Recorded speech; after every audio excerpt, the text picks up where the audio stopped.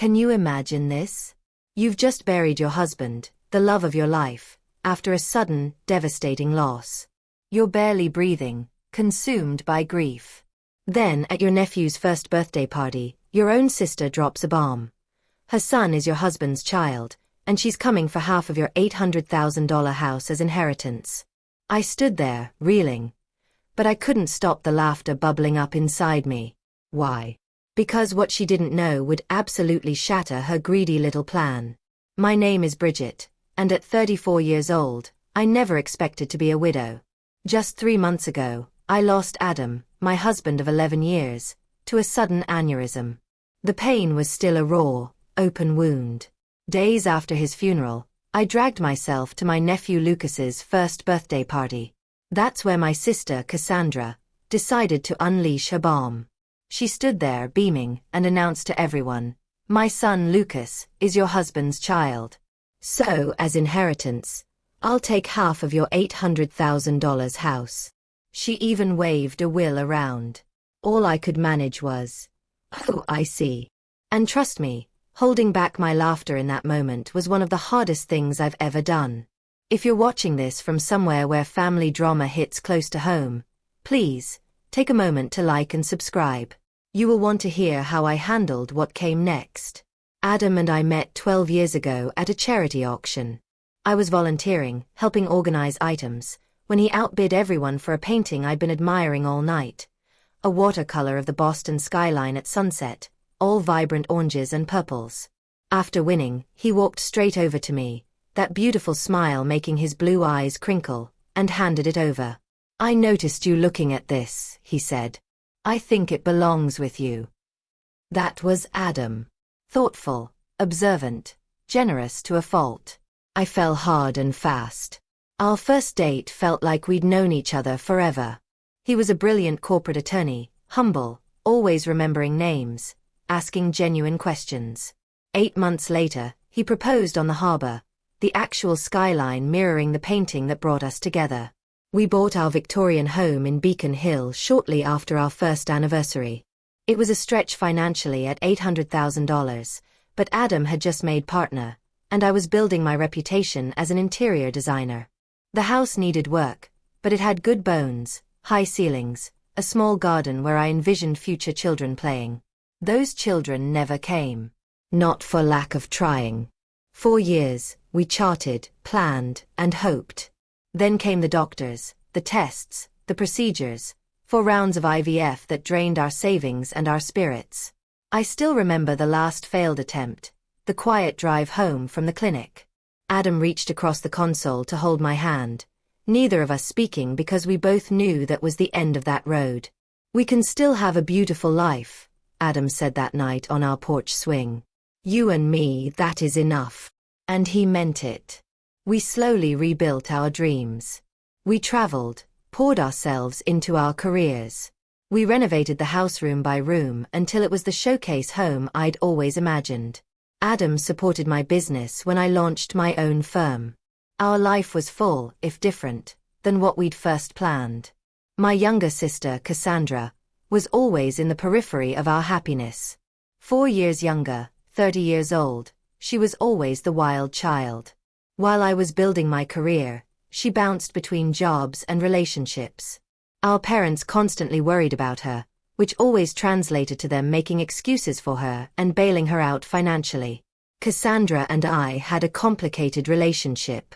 She was undeniably beautiful, effortlessly charming, but there was always this undercurrent of competition from her side. If I achieved something, she had to one-up me. When I started dating Adam, she suddenly became interested in law students. When we bought our house, she complained for months about her apartment, fishing for our parents to help her upgrade. It was exhausting, but Adam encouraged me to maintain the relationship. "She's your only sister," he'd remind me. "Family is important." 2 years ago, Cassandra started dating Tyler, a bartender. He was ruggedly handsome, tattoos, a motorcycle our parents despised. Their relationship seemed volatile, dramatic breakups and passionate reconciliations. Then came the pregnancy announcement at Thanksgiving dinner the year before Adam died. It was unexpected, to say the least. While I was living into societal expectations, there she was, announcing her pregnancy with theatrical tears and declarations about the miracle of life. I felt that familiar sting of jealousy. After all our struggles, all our heartbreak, Cassandra had accidentally achieved what we desperately wanted. But I pushed those feelings down. I was genuinely happy for her, determined to be the best aunt possible. Lucas was born a healthy 8 pounds 4 ounces. I was at the hospital with flowers and a handmade blanket. Cassandra seemed overwhelmed by motherhood from the start, often calling me in tears about Lucas's colic or her exhaustion. I stepped in as much as I could, sometimes watching Lucas overnight so she could sleep. Adam was less involved than I was. In retrospect, I thought it was because of our own infertility struggles, that it might be painful for him to bond with a baby that wasn't ours. He was always kind when Cassandra brought Lucas over, but he maintained a certain distance that I never questioned at the time. Then came that terrible Tuesday morning. Adam complained of a headache before leaving for work.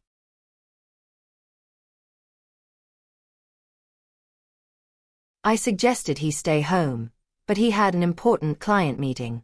"Just a migraine," he insisted, kissing me goodbye. "I'll call you after the meeting." That call never came. Instead, I got one from the hospital. By the time I arrived, he was already gone. Brain aneurysm. They said nothing could have been done. He was 36 years old. The next days passed in a blur of arrangements and grief.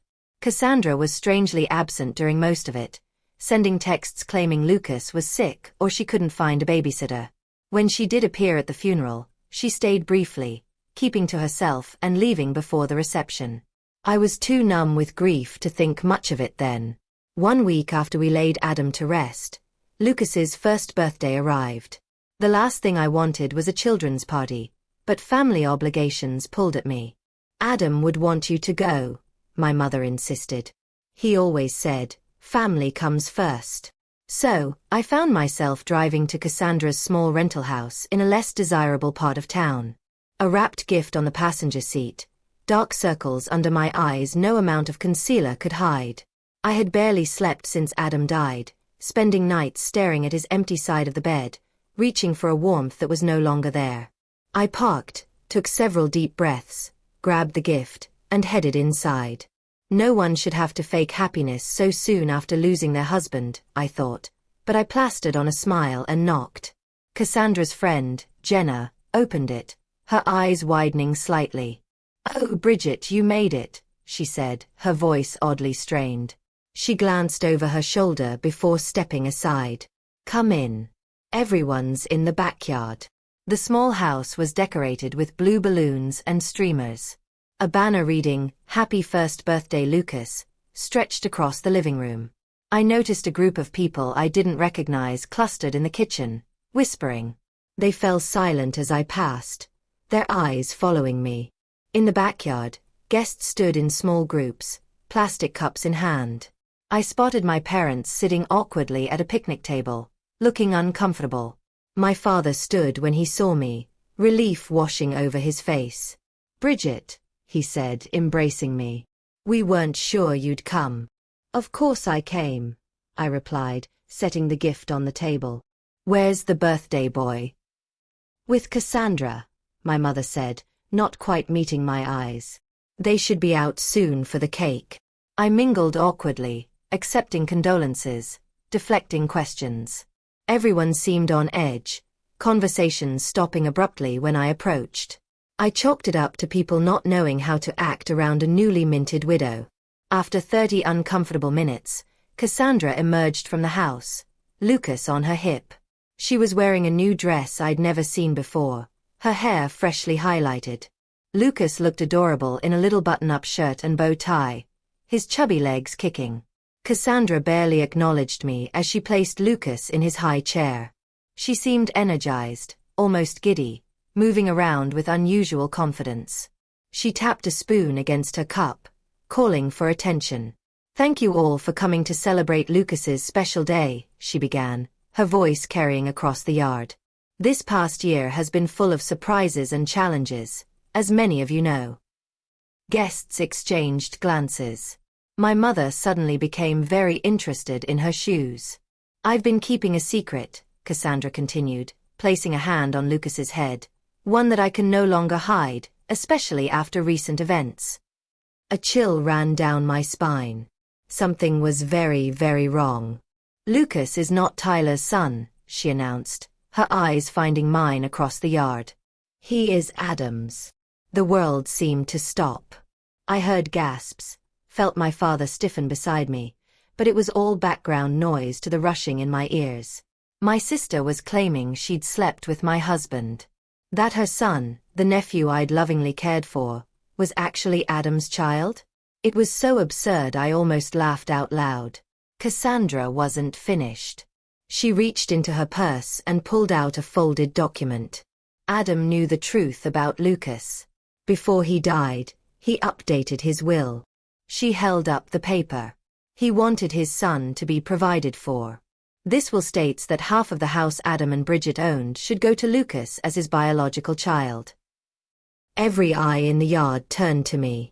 I could see the pity, the morbid curiosity, the discomfort. My parents looked stricken, my father half standing as if unsure whether to intervene. And then, to everyone's surprise, including my own, I felt a smile tugging at my lips. Not a happy smile, but the kind that comes when something is so outrageously false it becomes almost comical. I pressed my lips together, trying to contain the inappropriate laughter bubbling up inside me. "Oh, I see," I said finally, my voice calm and even. I took a sip of water, buying time to push down the urge to laugh in my sister's face. "May I see this will, Cassandra?"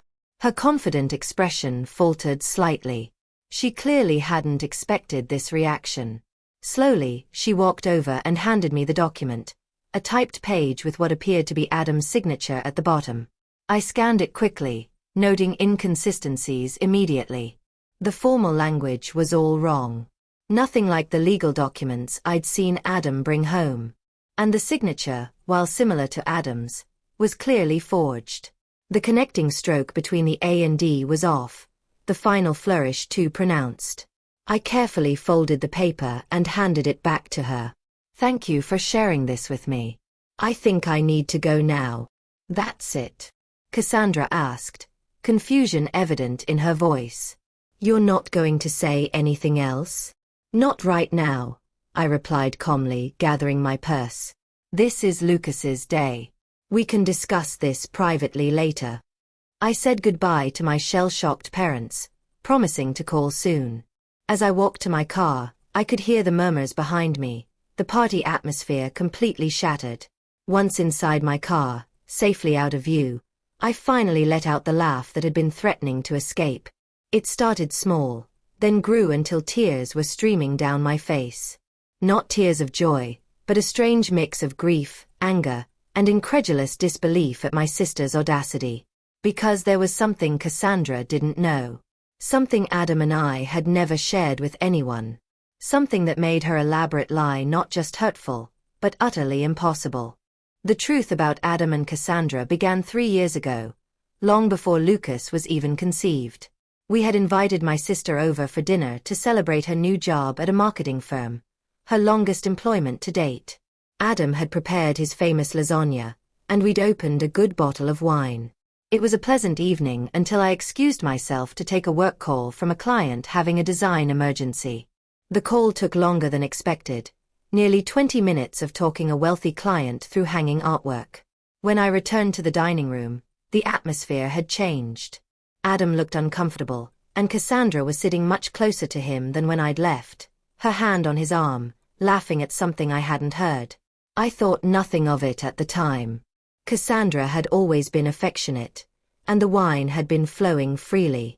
But later that night, as we were getting ready for bed, Adam seemed troubled.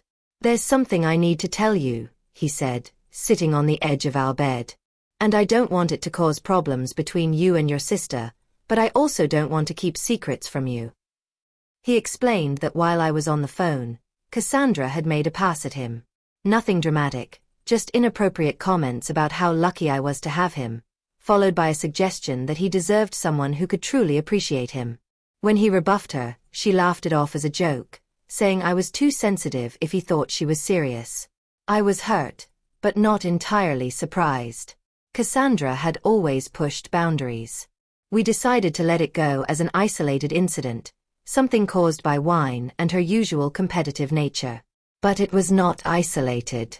Over the next few months, Cassandra found ways to touch Adam whenever I wasn't looking, sent text messages that walked the line between friendly and flirtatious, and once showed up at his office uninvited asking him to lunch. Each time, Adam gently but firmly maintained boundaries and told me immediately afterwards. After the office incident, we confronted my parents about Cassandra's behavior. It did not go well. They suggested Adam was misinterpreting friendly gestures, that Cassandra just looked up to him as a brother. My mother even suggested, with good intentions but terrible judgment, that perhaps Adam was feeling flattered by the attention and exaggerating the situation. That night, Adam and I made a decision. We would create distance from Cassandra without causing a family rift. We declined invitations that included her, made sure we were never alone with her, and Adam blocked her number on his phone after she sent a particularly suggestive late-night message. Then came the medical issue that changed everything. Adam had been experiencing pain for weeks before finally seeing a urologist. The diagnosis was a varicocele, an enlargement of veins within the scrotum, requiring surgery. The procedure went well, but there was a complication. The doctor recommended a vasectomy during the same surgery due to the extensive nature of the varicocele and potential for recurrence. It was a difficult decision, especially given our past fertility struggles, but we agreed it was the right choice for Adam's health. The vasectomy was performed 2 years before Lucas was conceived. We kept this medical information private. Even our parents didn't know. After years of invasive questions about our childless status, we had learned to protect our privacy around reproductive issues. The only people who knew were Adam, myself, and Adam's doctors.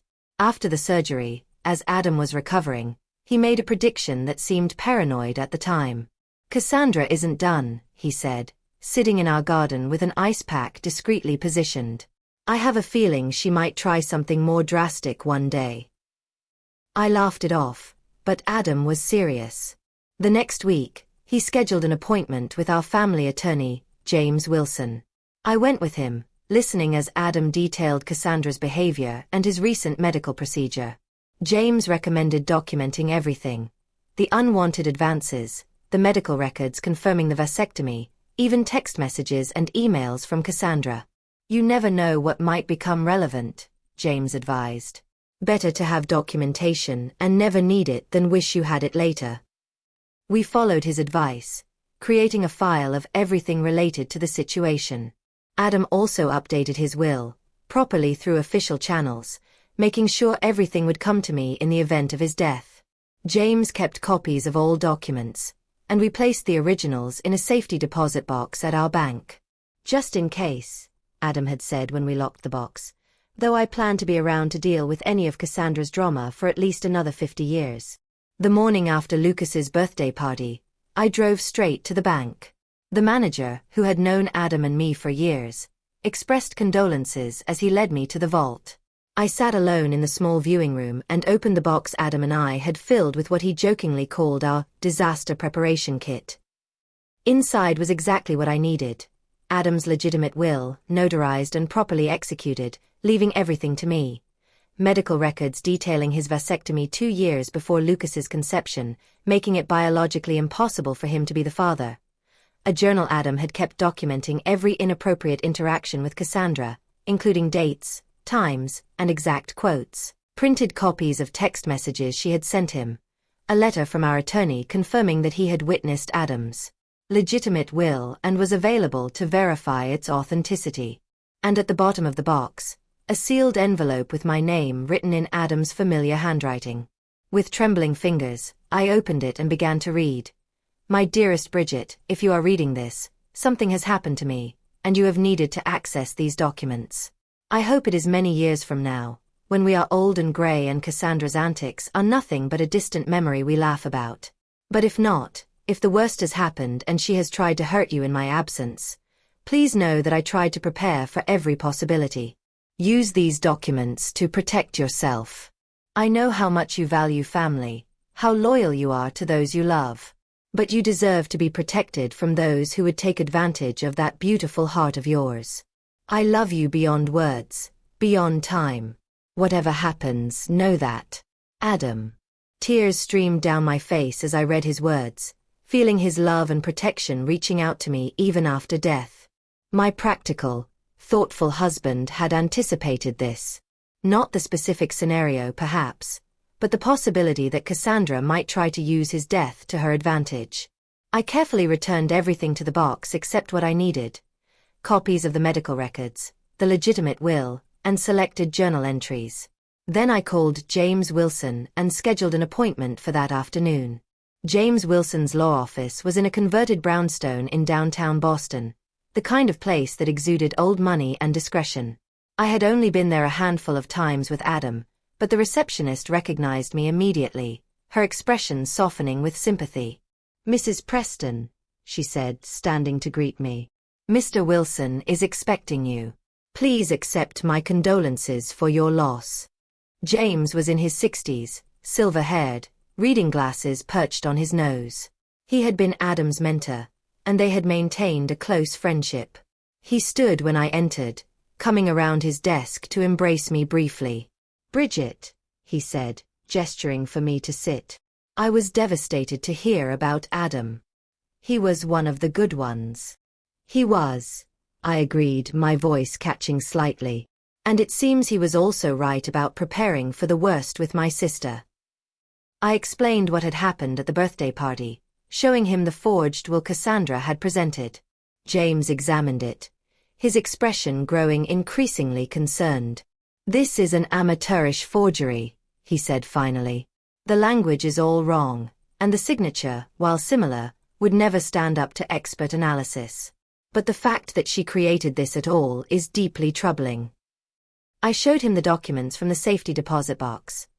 The medical records confirming Adam's vasectomy, the legitimate will, and Adam's journal documenting Cassandra's behavior over the years.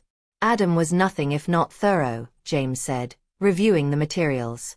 "These medical records alone disprove her claim about Lucas's paternity. The vasectomy was performed 2 years before the child was conceived. It's biologically impossible for Adam to be the father." "What should I do?" I asked. "I don't want to humiliate her publicly, but I cannot let her take half of our home based on a lie." James leaned back in his chair, considering. "First, we need more information. I recommend hiring a private investigator to look into Cassandra's current situation. There's likely a motivation beyond simple cruelty here. People rarely attempt fraud of this nature without financial pressure." He recommended Frank Delaney, a former police detective who now worked as a private investigator, often for the firm. I agreed, and James made the call immediately, explaining the situation in broad strokes. Frank arrived an hour later, a stocky man with a Boston accent and no-nonsense attitude.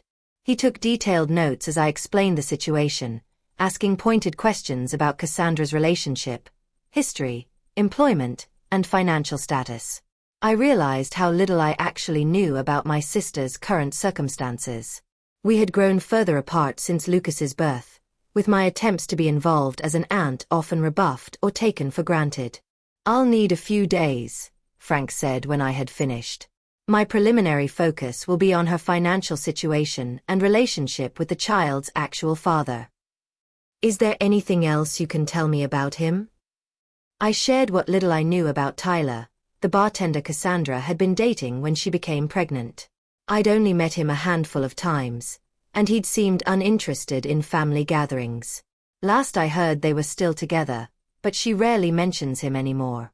He wasn't at the party yesterday, which I thought was strange for the father of the birthday boy. Frank nodded, making another note. "That's a good starting point. I'll be in touch soon." 3 days later, Frank called requesting a meeting at James's office. When I arrived, both men were reviewing documents spread across the conference table.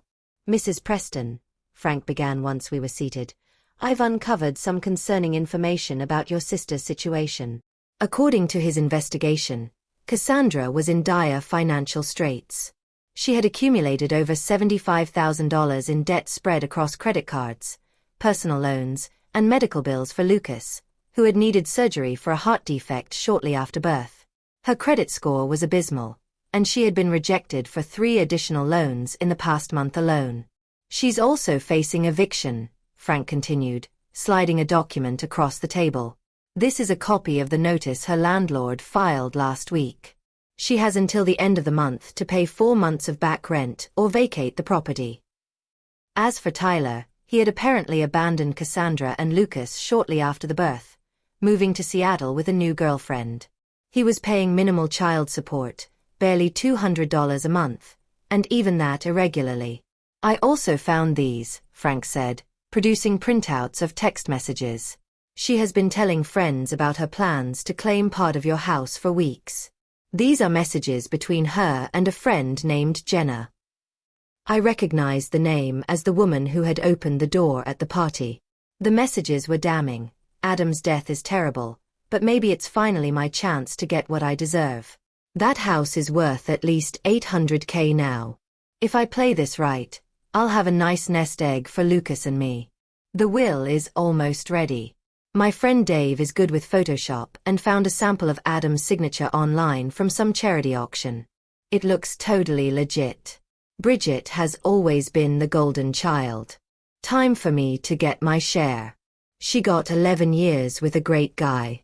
The least she can do is share the wealth now that he's gone. I felt physically ill reading the calculated coldness of my sister's words. This wasn't just opportunism. It was premeditated fraud, designed to capitalize on my grief. There's more, Frank said gently. I ran a background check on Tyler Martin, the actual father. He has a history of domestic violence charges from a previous relationship and currently has a warrant out for unpaid child support for another child in New Hampshire. He's not someone you would want around your nephew. I sat in stunned silence, trying to process everything. My sister wasn't just desperate. She was willing to destroy Adam's reputation and our marriage to solve her financial problems. And her choice in partners had put Lucas in a potentially dangerous situation. What do I do with all this? I asked, looking between James and Frank. I cannot just expose all of this publicly. Lucas is innocent in all of this. He is still my nephew. James removed his glasses, rubbing the bridge of his nose. You have several options, Bridget. We could file charges against Cassandra for attempted fraud and forgery. That would likely result in criminal penalties for her, possibly even jail time given the amount of money involved. Or, he continued, seeing my distress, we could handle this privately, confront her with the evidence, require her to retract her claims, and potentially work out an arrangement that protects both you and the child. I left the meeting with a heavy heart and a folder full of evidence. That evening, I called my therapist, Dr. Laurel Chen, whom I had been seeing since Adam's death, and scheduled an emergency session. In her calm, plant-filled office, I unloaded the entire situation. I'm so angry I can barely see straight, I admitted. But Lucas is just a baby. None of this is his fault. And despite everything, Cassandra is still my sister. Dr. Chen listened attentively, asking occasional questions about my relationship with Cassandra throughout our lives. It sounds like this pattern of competition and manipulation has existed since childhood, she observed. The current situation is an escalation, not an anomaly. What would you do? I asked desperately. I cannot tell you what decision to make, she replied. But I will say that compassion does not mean allowing yourself to be victimized. You can be kind while still establishing firm boundaries and consequences. After much reflection, I decided on a course of action. I would confront Cassandra privately with all the evidence, offering her a choice: face potential legal consequences for her fraud, or accept a compromise that would provide for Lucas while requiring accountability from her. With renewed determination, I called Cassandra the next morning. We need to talk about the will, I said when she answered. Can you come to my house tomorrow afternoon? Just you. Oh, I knew you would come around, she replied, sounding smugly satisfied. I'll be there at 2. I spent the morning preparing for Cassandra's visit, arranging documents in a logical order, and setting up recording devices on James's advice. Massachusetts is a two-party consent state, he had warned me. So you cannot record her secretly, but you can ask for her permission at the start of your conversation, framing it as a way to ensure you both have a record of any agreement reached. At precisely 2 o'clock, the doorbell rang. I took a deep breath, steadying myself before opening the door. Cassandra stood on the porch looking polished in a new outfit, her confidence evident in her posture. "Come in," I said, leading her to the living room where I had set up 2 chairs facing each other, a coffee table between them with a recorder, water glasses, and a folder of documents. "I hope you don't mind if we record our conversation," I said. "It seems prudent given the legal nature of what we're discussing." Cassandra hesitated only briefly before nodding. "Sure, whatever makes you comfortable, though I think this can be pretty straightforward. The will is clear." I turned on the recorder, stating the date and time and confirming Cassandra's consent. Then I sat back, studying my sister's face. "Before we discuss the will, I'd like to understand exactly what you are claiming happened between you and Adam." Cassandra launched into a well-rehearsed story about a supposed affair 2 years ago. According to her version, she and Adam had connected during a period when he and I were having problems. She claimed they met several times at a hotel downtown, that Adam had confessed his unhappiness in our marriage, and that Lucas was conceived during these encounters. "He always meant to tell you," she said, her eyes wide with practiced sincerity. "But then Lucas was born with the heart condition, and he didn't want to add stress to the situation. He promised he would provide for his son, though." I listened without interrupting, noting the inconsistencies in her timeline and the details that contradicted what I knew about Adam's schedule. When she finished, I began asking questions. "Which hotel did you meet at?" I asked. "The Mandarin Oriental," she replied quickly. "And what room? Do you remember?" She faltered slightly. "It was on a high floor. I don't recall the exact number." "What days of the week did you usually meet?" "Tuesdays. Sometimes Thursdays." "When he told you he was working late?" I continued with increasingly specific questions. "What did Adam typically order from room service? What side of the bed did he prefer? Did he shower before or after?" Details that only someone who had actually been intimate with Adam would know. Cassandra grew increasingly flustered, her answers becoming vague or contradictory. "Why does any of this matter?" she finally snapped. "The point is that Lucas is Adam's son and the will proves Adam wanted to provide for him." "Actually," I said calmly, opening my folder, "both of those claims are demonstrably false." I placed the medical records on the table between us. 2 years before Lucas was conceived, Adam had a vasectomy following surgery for a varicocele. It was completely successful, confirmed by follow-up tests. It was physically impossible for him to father a child after that procedure. Cassandra's face drained of color. She picked up the medical records with trembling hands, scanning the clinical language and dates. "These could be faked," she said weakly. "They are not," I replied, "and Adam's doctor is prepared to testify to their authenticity if necessary. But that's just the beginning." Next, I produced the legitimate will, notarized and properly filed with the court. This is Adam's actual will, prepared by James Wilson and witnessed by 2 partners at his firm. As you can see, it leaves everything to me, with no mention of Lucas. Cassandra's confidence was visibly crumbling, but she attempted to rally. "He must have changed it after this was drawn up. The will I have is more recent." "The will you have," I said evenly, "is a forgery. A poor one, I might add. James has already identified multiple legal inconsistencies in the language, and the signature is clearly fake. Creating a fraudulent will is a felony in Massachusetts, punishable by up to 5 years in prison." I continued methodically, presenting evidence. Adam's journal documenting her inappropriate advances, the text messages between her and Jenna discussing the plan, and finally, the report from Frank's investigation detailing her financial troubles, eviction notice, and Tyler's abandonment. We know everything, Cassandra, I said as she sat in stunned silence. The question now is what happens next. For a long moment, she didn't speak. Then, to my surprise, she began to cry. Not the theatrical tears I had seen her use to manipulate our parents, but deep, body-racking sobs. I didn't know what else to do, she finally said between gasps. I'm going to be homeless. Lucas and I will be out on the street in 2 weeks. Tyler left us with nothing. The medical bills just keep coming. I thought if I could just get some money from the house. So you decided to destroy Adam's reputation? I asked, my voice hardening. To tell everyone he cheated on me, to forge legal documents. I was desperate, she shouted, her sadness turning to anger. You have everything. This big house, a successful business, everyone's respect. What do I have?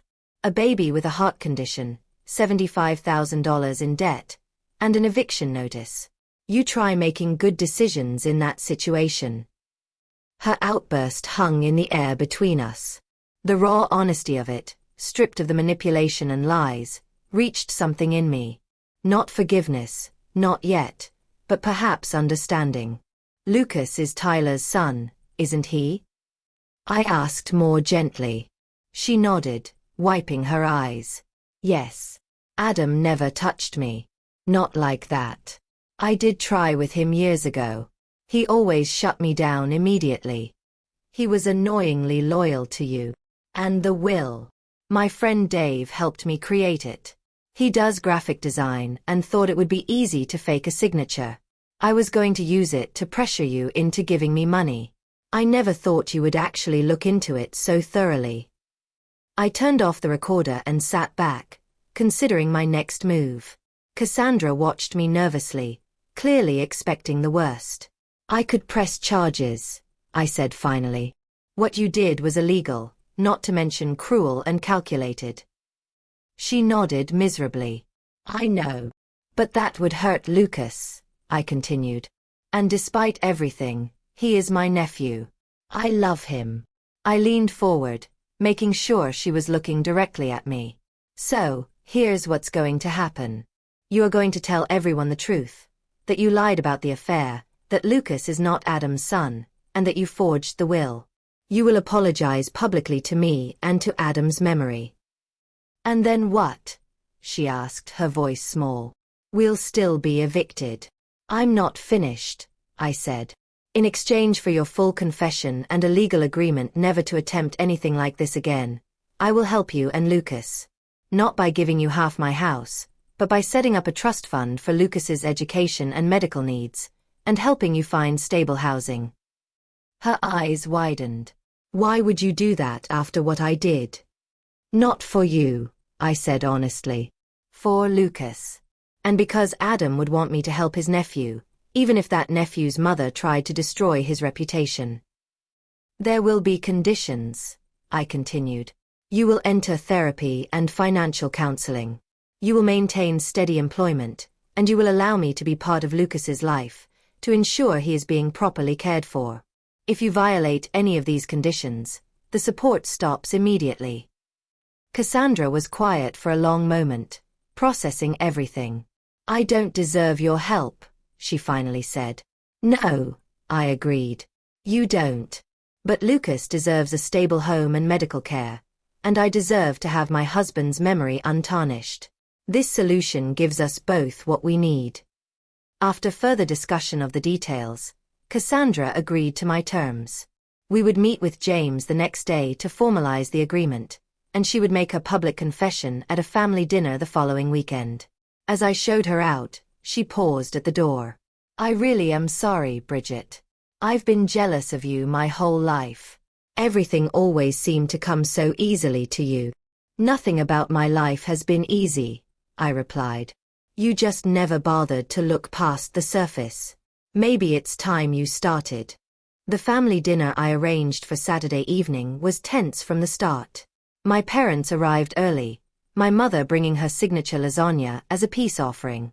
I don't know what this is about, she said as she set the dish on my counter, But Cassandra has been calling us in tears, saying you're forcing her to come to some sort of family meeting. Just wait until everyone is here, I replied, pouring her a glass of wine. This needs to be addressed once, with everyone present. By 7 o'clock, we were all seated around my dining room table. My parents, Cassandra, without Lucas, who was with a babysitter, and me. James had advised me to record this conversation as well, and a small recorder sat in the center of the table. Thank you all for coming, I began after explaining the recording. I have asked Cassandra to share some important information with you. Cassandra, my sister, looked pale and uncomfortable, her usual confidence nowhere to be seen. She stared down at her plate as she spoke. I lied about Lucas being Adam's son, she said, her voice barely above a whisper. Adam and I never had an affair. Lucas is Tyler's child, and I forged the will I showed at the birthday party. My parents stared at her in shock. But why would you do such a thing?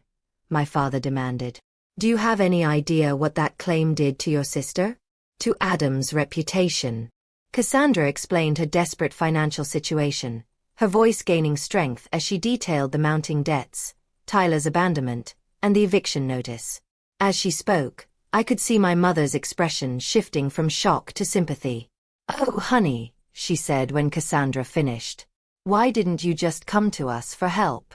You didn't need to make up such terrible lies. Would you have given me $400,000? Cassandra asked bluntly, because that's what I would have gotten if my plan had worked. Half the value of Bridget's house. Of course we couldn't give you that kind of money, my father said. But we could have helped with the rent, at least temporarily. Instead, you chose to try to defraud your own sister while she was grieving her husband. I know it was wrong, Cassandra admitted. Bridget has already made that abundantly clear. She has the evidence to press charges against me if she wanted to. My mother turned to me in alarm. You wouldn't do that to your own sister, would you, Bridget? I felt a flash of frustration at her immediate defense of Cassandra. Even now, I could, I said firmly. What she did was not just immoral, but illegal. Forgery and fraud are felonies. But she's family, my mother insisted. And she has Lucas to think about. I'm family too, I replied, my voice rising slightly. Your daughter too. The one who just lost her husband and then had to defend his memory against false accusations of infidelity. Where was your concern for me in all this? My father looked uncomfortable, shifting in his seat. Of course we care about you, Bridget, but Cassandra has always needed more help, more guidance. And whose fault is that? I asked. You have been bailing her out of her poor decisions her entire life. Maybe if you had let her face consequences occasionally, she would not have escalated to criminal behavior. My mother gasped. That's hardly fair, Bridget. We've always treated you girls equally. Cassandra surprisingly shook her head. No, Mom, you haven't. Bridget is right. You always made excuses for me. Always found ways to fix my mistakes. It didn't help me. It just made me think I could do whatever I wanted without consequences. My parents looked stunned at this admission. For perhaps the first time, Cassandra was taking responsibility rather than deflecting blame. So what happens now? My father asked, looking between us. Is Cassandra going to jail? No, I said. I have decided not to press charges, under certain conditions. I outlined the agreement Cassandra and I had reached with James's help. The trust fund for Lucas, the therapy and financial counseling requirements, and the stable employment condition. That's very generous, my father said, looking relieved. Especially after what she did. It's more than generous, Cassandra agreed quietly. It's more than I deserve. While my mother said, brightening, this is all working out for the best. Then Cassandra has apologized, Bridget is helping with Lucas, and we can put this ugly business behind us. It's not that simple, Mom, I said firmly. Trust has been broken here. The healing will take time, if it happens at all. And there need to be boundaries going forward. What kind of boundaries? She asked, looking worried. For one thing, I need you both to stop enabling Cassandra's behavior. No more bailouts, no more excuses.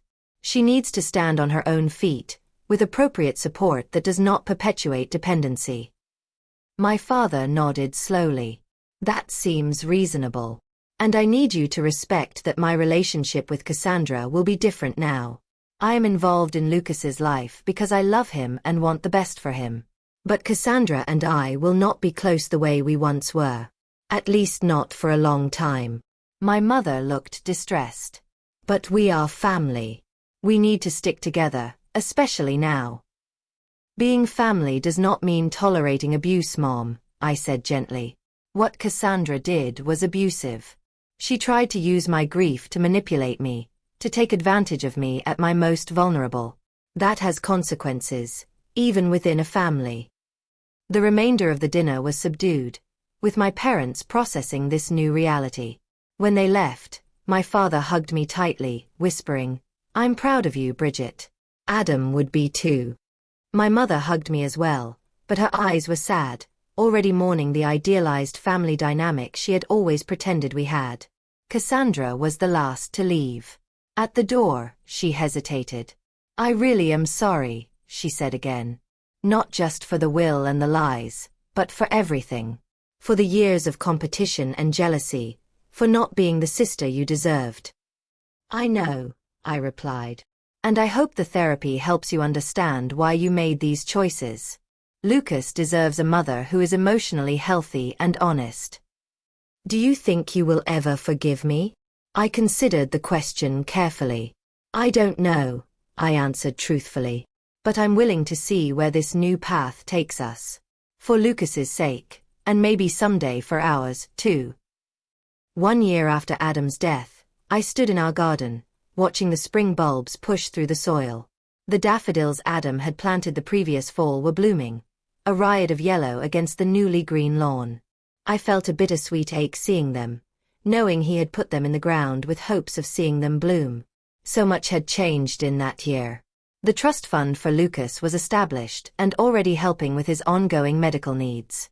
His heart condition, while requiring monitoring, was responding well to treatment, and he was growing into a cheerful, curious toddler. Cassandra had surprised everyone by truly embracing the conditions of our agreement. 6 months of therapy had helped her recognize patterns of behavior stemming from childhood. The constant need to compete with me, the self-sabotage that had characterized many of her decisions. She had found steady employment as an office manager at a dental practice, a job that provided stability and benefits. Our relationship remained formal but cordial. I saw Lucas regularly, taking him for outings to the park or the children's museum. Cassandra and I didn't pretend to be close, but we had found a way to coexist peacefully for Lucas's sake. My parents had struggled initially with the new boundaries I had established. My mother especially found it difficult to accept that her daughters would not have the close relationship she had always envisioned. But over time, they too had adjusted, learning to support Cassandra without enabling her dependency.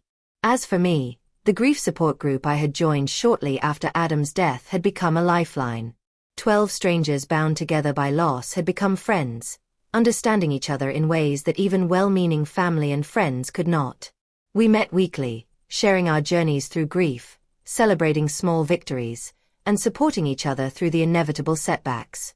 3 months after the confrontation with Cassandra, I had established the Adam Preston Foundation for Legal Education, providing scholarships to students from underprivileged backgrounds interested in corporate law. It gave me purpose, to see Adam's legacy continuing in the careers of young, idealistic lawyers who might otherwise never have had the opportunity to enter the profession. Old friends had stepped up in ways I could never have anticipated. Adam's law partners checked in regularly, inviting me to dinners and events, making sure I wasn't isolated in my grief.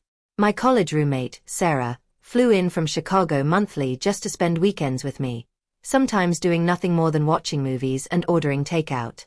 And then there was Michael. I met him at a fundraiser for the foundation 6 months after Adam died. He was a professor of ethics at Boston University, thoughtful and kind, with a quiet sense of humor that reminded me of Adam in some ways. We started as friends, sharing coffee after foundation meetings, then gradually transitioned to occasional dinners. It was different than what I had with Adam, as it should be. Michael understood that Adam would always be part of my life, that loving again didn't mean replacing what came before. We were taking things slowly, both of us cautious but hopeful. Standing in the garden that spring morning, I reflected on everything Adam had taught me, not just during our years together, but even after he was gone. His foresight in preparing those documents had protected me when I was at my most vulnerable. His journal entries had validated my experiences with Cassandra when my own parents tried to dismiss them. His love continued to shield me, even in his absence.